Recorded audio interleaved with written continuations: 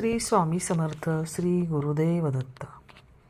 आपण श्री गुरुदेव दत्तांची प्रार्थना करतो, त्यांना नमस्कार करतो, त्यांचा जप करतो. पण असा कोणता जप आहे की ज्यामुळे तो जप केल्याने श्री गुरुदेव दत्त लगेचच प्रसन्न होतात आणि आपल्या मनातली इच्छा पूर्ण होते? आणि असा जो मंत्र आहे त्या मंत्राचा पूर्ण अर्थ काय आहे, तर तोच मंत्र आज मी इथं सांगणार आहे की ज्या मंत्राने आपल्याला खूप ताकद मिळते, शक्ती मिळते. आपला प्रणाम, आपला नमस्कार श्री गुरुदेव दत्तांपर्यंत पोचतो आणि गुरुदेव दत्त आपल्या सगळं अज्ञान दूर करून आपल्याला आत्मज्ञानाची प्राप्ती करून देतात.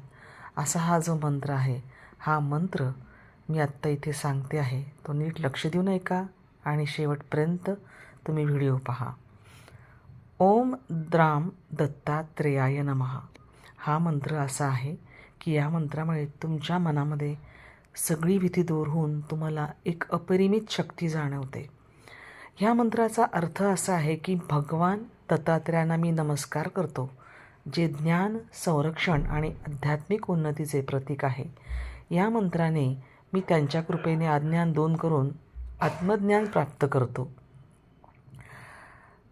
आणि हा बीजमंत्र असून याच्या जपाने सर्व शारीरिक मानसिक त्रास दूर होतात, आध्यात्मिक उन्नती होते, अशी श्रद्धासुद्धा आहे. आता मंत्राचे घटक आणि अर्थ.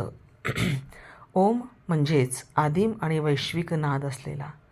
द्राम हे एक बीजमंत्र आहे जे ज्ञान, जागृती आणि गुरुतत्वाचे प्रतिनिधित्व करते. दत्तात्रेयाय म्हणजेच भगवान दत्तात्रेयांना उद्देशून म्हटलेलं. नमहा म्हणजे माझा नमस्कार किंवा प्रणाम. आता या मंत्राच्या जपाचे काय फायदे आहेत? आंतरिक शांती, सुरक्षिततेची भावना याच्यातनं मिळते. अज्ञान दूर होऊन आत्मज्ञानाची प्राप्ती होते. पितृदोषासारख्या समस्यांपासून मुक्ती मिळते. व्यक्तिगत वाढ आणि आध्यात्मिक उत्क्रांतीसाठी मदत होते. थोडक्यात काय, तर हा मंत्र भगवान दत्तात्रेयांना समर्पित असून त्यांच्याकडून ज्ञान आणि संरक्षणासाठी आपण प्रार्थना करतो. ओम द्राम दत्तात्रेयाय नमः. तसंच ओम यम वै सूर्यमिथ्यती भौमात्री दत्तात्रेय. आता ह्याचा थोडक्यात आपण अर्थ समजावून घेऊ. ओम द्राम दत्तात्रेयाय नमः हा एक बीजमंत्र आहे, मूल प्रणवनाद आहे. द्राम ह्याचा अर्थ सांगितला आहे, दत्तात्रेयांचा अर्थही सांगितला आहे. आता दुसरा जो मंत्र आहे ओम यम वै सूर्यमिच्छे भौमात्री दत्तात्रेय. ह्या वाक्याचा सारांश थोडासा वेगळा आहे, तांत्रिक परंपरेतील सूचक वाच्याशी. यम वै सूर्य म्हणजे जो सूर्य आहे किंवा सूर्य ज्यामध्ये आहे अशा अर्थाने तो आहे. भौमात्री म्हणजे मंगलग्रह. त्रि किंवा त्रिदत्त म्हणजे दत्तात्रेयांचा त्रिगुणात्मक स्वरूप. इथे भौमात्री हे एक विशेषण आहे. दत्तात्रेय म्हणजे त्रिमूर्ती स्वरूपात प्रकट झालेला हा देव. ह्याचा संदर्भ असा होतो, जो सूर्यरूप आहे तोच बहुमूलक म्हणजेच मंगलप्रभावी दत्तात्रेय आहे. या वाक्याच्या पाठीमागे तांत्रिक ग्रहदोष निवारण आणि सूर्यमंगल गुरुतत्वाची एक एकात्मता दर्शवली जाते. एकत्रित प्रभाव म्हणजे दोन्ही मंत्र एकत्र दत्तात्रेयांचे तेजोमय, ज्योतिर्मय आणि त्रिगुणात्मक रूप प्रकट करतात.